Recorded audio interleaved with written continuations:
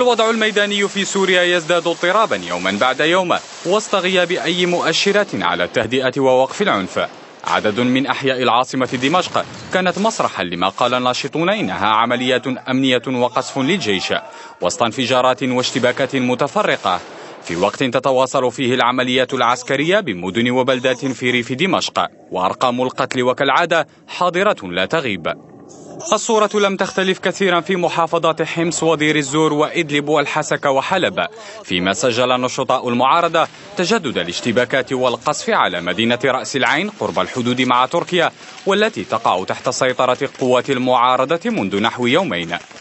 أما في الخارج فلا تزال مواقف بعض اللاعبين الدوليين في الأزمة السورية غير واضحة بحسب المراقبين في الأشهر الأخيرة، وأمام تراكم التعقيدات في المشهد السوري الداخلي إضافة إلى ثبات الموقف الروسي الصيني، باتت توقعات التدخل الخارجي تتراجع. واشنطن وحلفاؤها لطالما جددوا تأكيدهم على استبعاد الحل العسكري في سوريا دون مباركة من مجلس الأمن الدولي،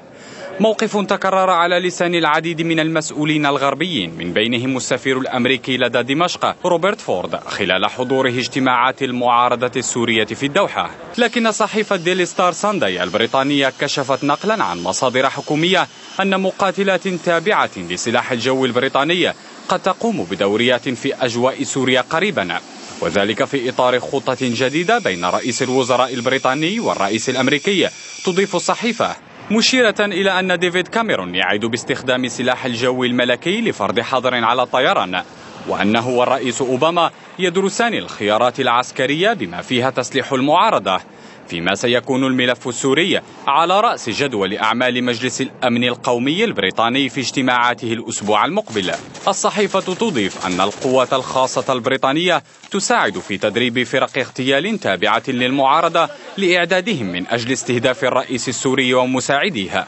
واستخدام أسلحة ومتفجرات جديدة، وإن المرحلة الأولى من الخطة تنطوي على إقامة حظر جوي برعاية فرنسية بريطانية وأمريكية مشتركة، إضافة إلى إنشاء ملاذات آمنة في كل من سوريا وتركيا والأردن.